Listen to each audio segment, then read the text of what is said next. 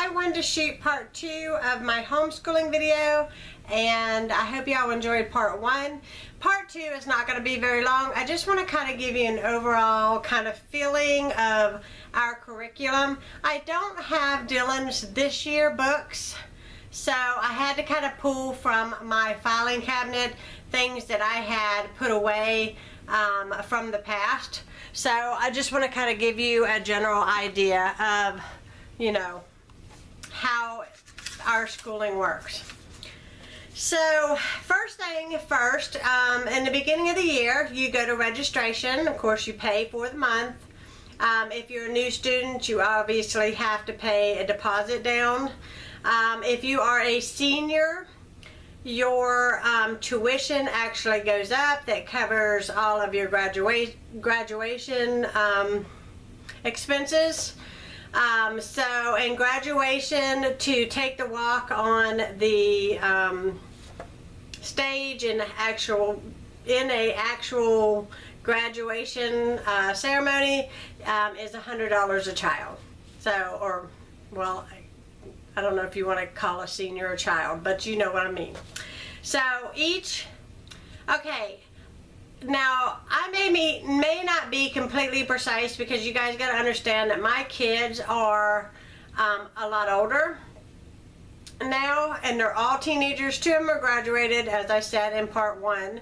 So either 6th or 7th grade, you go from doing the ACE, if y'all are familiar with that, ACE program, which is 12 books in every subject for an entire school year. So like if you're in the 6th grade, you'll have we have 2 semesters in our school year. This is a progress report. This is for 11th grade, but for all the schooling it looks the same, except for 11th and 12th grade it's a different color. You open it up and you have 2 semesters. You have one on this side and you have one on this side. And so it will be 6 books in each one of your classes on this side and 6 books on this side. You will complete the books, and the books look like this. The ACE books do not look, they look more childish than these. This is actually the Gateway program that you start, I believe, 7th grade.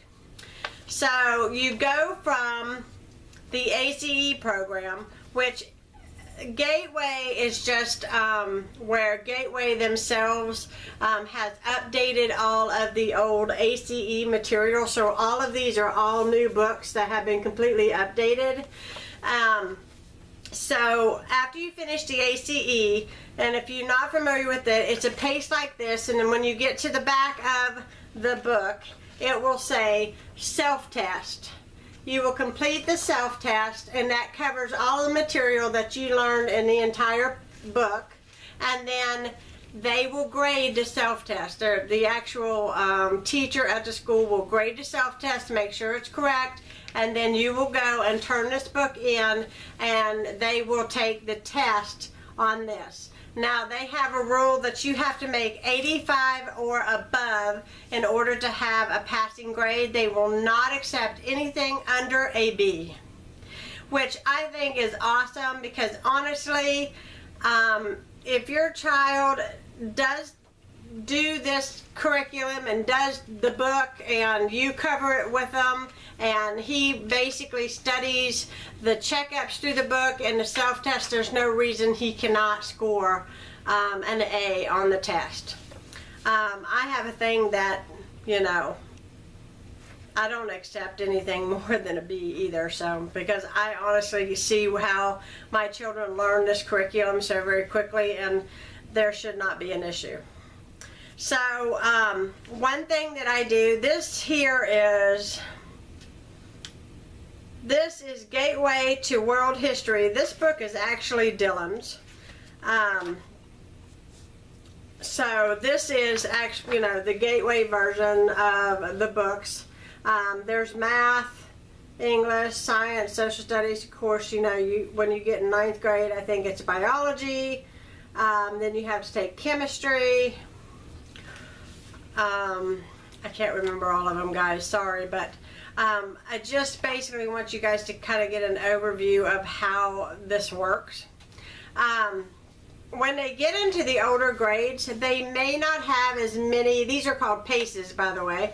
They may not get as many, there may not have to be as many paces to complete a grade in each one of the subjects. So sometimes some of the subjects for the grade can actually get done faster than the other ones. Because some are easier than others, and you know, depending on your child, you know, some kids might be really good in math, but they might not be very good in English, or they may not be very good in history. And so this program definitely works according to the speed that your child learns, because they're not going to let your child go ahead if they cannot get the grade on the test. So once you complete the book, take the self-test, they grade it, you study, you take the test, then they will give you a slip that looks like this. And this is a testing receipt. And as you can see, this is an old one from Lucas. He took a Geometry 8 test and he made a 90 on it. And you can see that they have a way to do it so that your kid cannot get away with imitating, because they have their own stamps and stuff on here, that it was graded by an actual accredited teacher. Then you keep all of these receipts for all the subjects for the semester, and you take the pile of receipts in along with your progress card, and whenever they take a test, and say he took Geometry 8, which is over here, let me see if I can see, right here, I wrote in what he got on that grade, what the grade was on Geometry 8. Then they take all of these and they add them up in the calculator and divide it by how many tests, and that entails the grade that they give you right here. So for the first semester, he had an A in math, a B in English, a B in social studies, a B in science, an A in Latin 2, which you'll have to take Latin 1, Latin 2. In government, he had a B. And then they'll go on to the next set of tests. And the thing about the school is that they set you a date to complete all of this in the first semester, but my kids usually complete the first semester very quickly, and they're already working on the second semester by the time this is actually supposed to get done. So it gives the kids an opportunity, honestly, to work ahead and even finish the school year a lot quicker than they normally would with this type of layout. I have no complaints with the curriculum at all. I think it's really awesome. Now, when we got to Algebra 2, it did get a little bit complicated. The books were extremely hard. They did not explain as closely as I had hoped they would, and my kids had a really difficult time with it, but the tutors were there and they got through it and it was fine. But that is the only time that I ever had any issues with the curriculum. And I want to be completely straightforward with you guys and completely honest. If you're interested in Gateway Schools, I will link a thing to their website in the bar in the description down below, and I think I'll link it for part 1 too, in case somebody wants to see it now that I'm thinking about it. But I hope that this kind of explains the curriculum and how it works. If you all have any further questions on it, feel free to leave me a question in the comments down below, and I'll be glad to even do a part 3 if necessary.